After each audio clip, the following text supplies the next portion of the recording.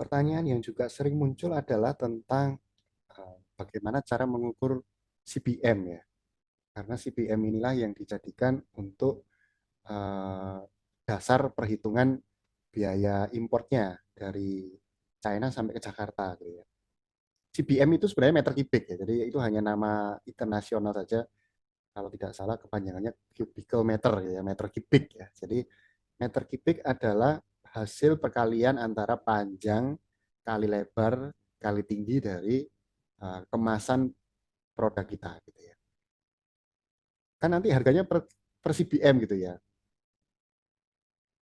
Harganya atau apa biaya impornya itu dihitung per CBM, per satu CBM.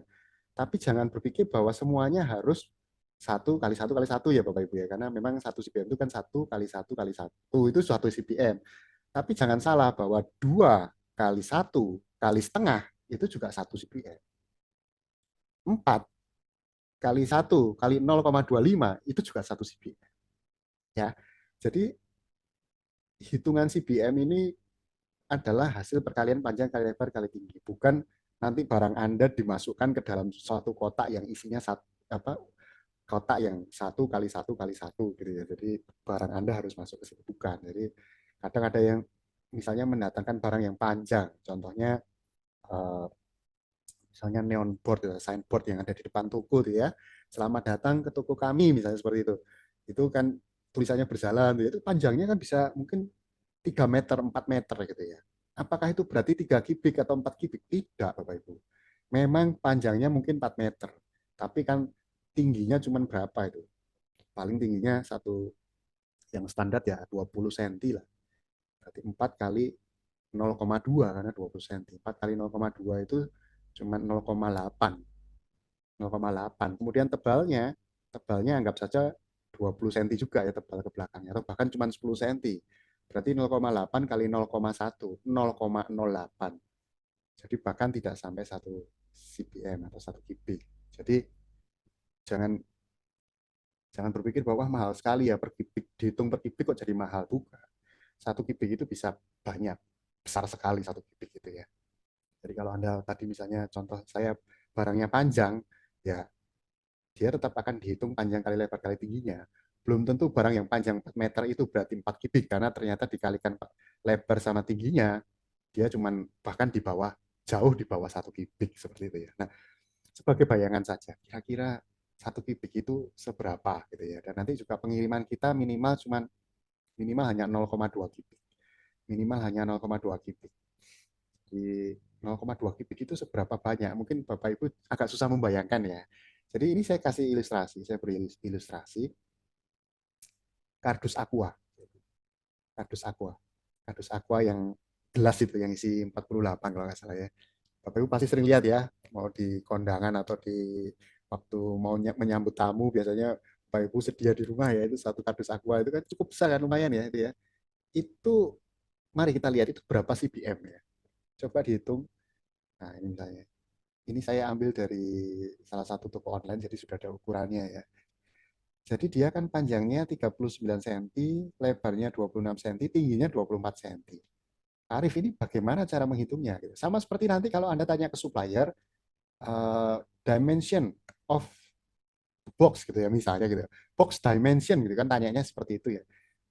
Biasanya mereka kan kasih itu, berapa kali berapa. Gitu. Terus hitungnya gimana Pak Arif? Loh kok sampai 39 cm apa berarti 39 kubik? Oh, jangan lupa. Kubik itu meter kubik itu yang kita hitung tuh meter. Jadi kalau ini seringkali kan ukuran tuh kalau kardus senti. Jadi jangan lupa diubah dulu ke meter. 39 cm ya berarti 0,39. 26 cm ya berarti 0,26. Mudah ya, tinggal pokoknya dibagi 100 gitu aja. 24,5 ya berarti 0,245. Kalau saya kalikan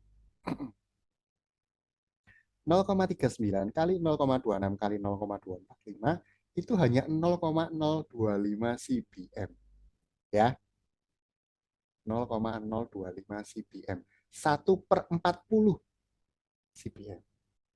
Jadi 1 cbm itu 40 kardus aqua, setara dengan 40 kardus aqua.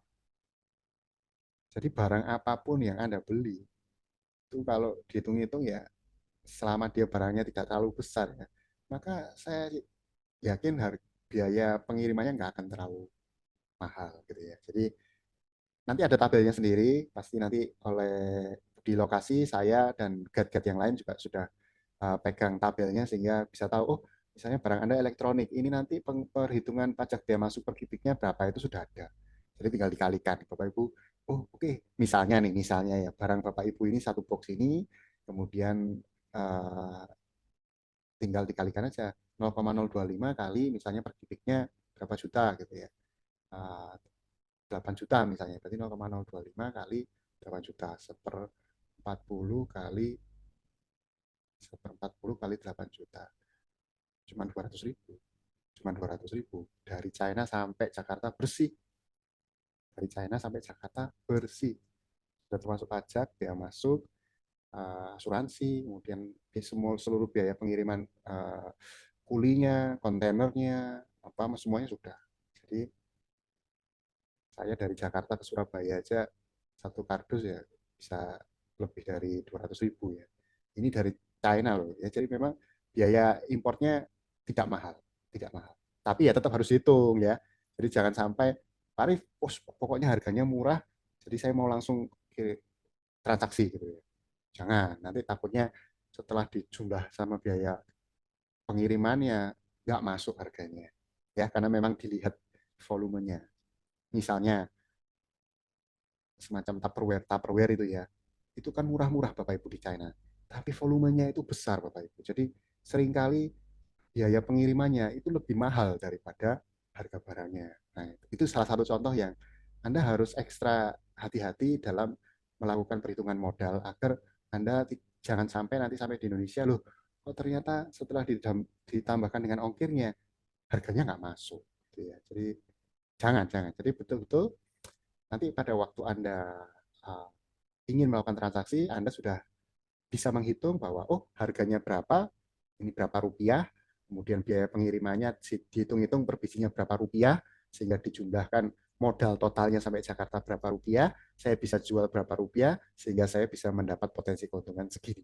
Oke, setelah itu baru dilakukan uh, transaksi seperti itu. Tapi kalau misalnya, wah ternyata nggak cocok, dihitung itu nggak cocok, ya sudah.